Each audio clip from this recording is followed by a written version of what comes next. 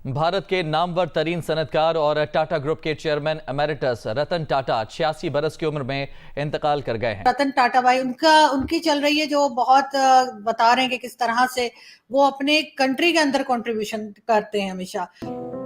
Media reports के मुताबिक रतन टाटा अपनी कमाई का 66% हिस्सा दान कर देते थे। World pays tribute to legend larger than life Ratan Tata.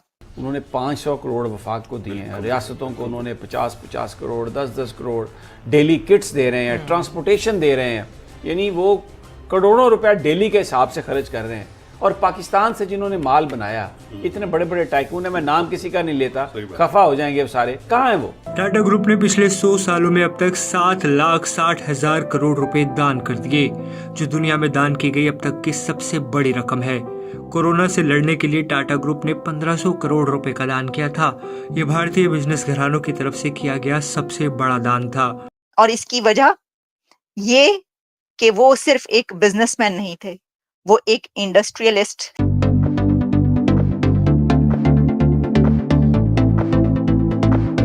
नमस्कार दोस्तों, स्वागत है आपका एक और नई वीडियो में हमारे चैनल हिंदी न्यूज शो में। दोस्तों, देश भर में शोक की लहर दौड़ गई है। भारत के दिग्गज उद्योगपति रतन टाटा का निधन बुधवार की शाम को हो गया।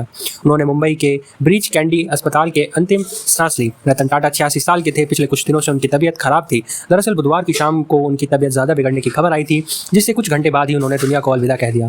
रतन टाटा का जाना देश के लिए एक बहुत बड़ी क्षति है। हालांकि उन्हें देश कभी भूल नहीं पाएगा। उन्होंने देश के लिए एक से एक बढ़कर काम किए। टाटा ग्रुप की ऊंचाइयां पर पहुंचने से लेकर रतन टाटा ने बहुत सारी भूमिकाएं निभाई है।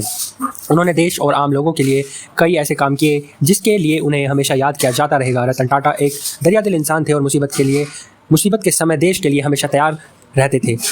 रतन टाटा के पार्थिव शरीर के लिए पोर्टेबल कोल्ड स्टोरेज शैवाल्य मोर्ग की व्यवस्था की गई है। आज शाम 4 बजे तक national centre for performing arts NCPA में उनका पार्थिव शरीर को लाया जाएगा, जहां लोग उनके अंतिम दर्शन के लिए ललायत हैं। वहीं परिवार के सदस्य भी अस्पताल में चले गए हैं। विशेष CP देवेन भारती व्यक्तिगत रूप से परिवार के सदस्य के साथ काफिले और एम्बुलेंस के साथ गए हैं। उनके पार्थिव शरीर को वर्ली शमशान घाट ले जाया जाएगा। ये वही जगह है जहां ईसाई मिस्री का अंतिम संस्कार किया गया था। 2 दिन पहले ही कहा था मैं बिल्कुल ठीक हूँ। इससे पहले सोमवार को भी रतन टाटा की तबीयत बिगड़ने की खबर आई थी, जिसके कुछ ही घंटे बाद खुद रतन टाटा के एक्स ट्विटर हैंडल पर एक पोस्ट शेयर किया गया था। एक्स पोस्ट में लिखा गया था कि मेरे दर्द ये रहेगा कि वे इस बार अस्पताल से लौट नहीं पाए और हमेशा के लिए अंतिम यात्रा पर निकल पड़े। 28 दिसंबर को हुआ था जन्म। अरबपति करोड़पति कारोबारी और बेहद दरियादिल इंसान रतन टाटा 86 साल के थे। 28 दिसंबर 1937 को उनका जन्म हुआ था। वे साल 1991 से 2012 तक टाटा ग्रुप के चेयरमैन रहे और इस दौरान उन्होंने बिजनेस सेक्टर में कई कीर्तिमान स्थापित करते हुए देश के सबसे पुराने कारोबारी घराने में से एक टाटा समूह को बुलंदियों तक पहुंचाया।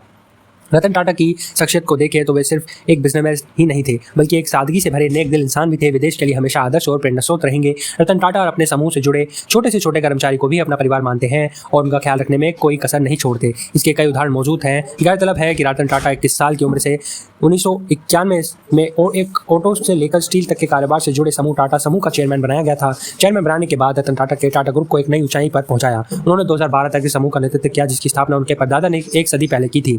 1986 में टाटा ने telecom company Tata tele services की स्थापना की और 2004 में टाटा कंसल्टेंट सर्विस TCS को मार्केट में लिस्ट कराया गया था। कमान संभालने से पहले किया गया काम। साल 1886 में शुरू हुए कारोबारी घराने के कमान अपने हाथों में लेने से पहले रतन टाटा ने 70 के दशक में टाटा स्टील जमशेदपुर में काम किया। जब कारोबारी की सभी बारीकियां समझ में आ गई, फिर उन्होंने ग्रुप में अपनी दमदार एंट्री की और अपने मेहनत और काबिलियत पर दम रखते हुए घरेलू कारोबार को आसमान की बुलंदियों पर पहुंचाना शुरू कर दिया। रतन टाटा ने 1991 में पूरे ग्रुप की कमान अपने हाथ में ली थी। इसी के साथ टाटा ग्रुप का एक कीर्तिमान इतिहास खत्म हुआ, लेकिन हम सब अपने पूरे दिल से हमारे चैनल की तरफ से भी रतन टाटा को अपनी श्रद्धांजलि अर्पित करते हैं, बिकॉज लेजेंड नेवर डाइज। धन्यवाद दोस्तों, आज का वीडियो अगली बार फिर मिलते हैं एक और नए वीडियो के साथ। तब तक के लिए बने रहे हमारे साथ। चैनल को लाइक शेयर और सब्सक्राइब कीजिए। धन्यवाद। जय हिंद, जय भारत, जय श्री राम।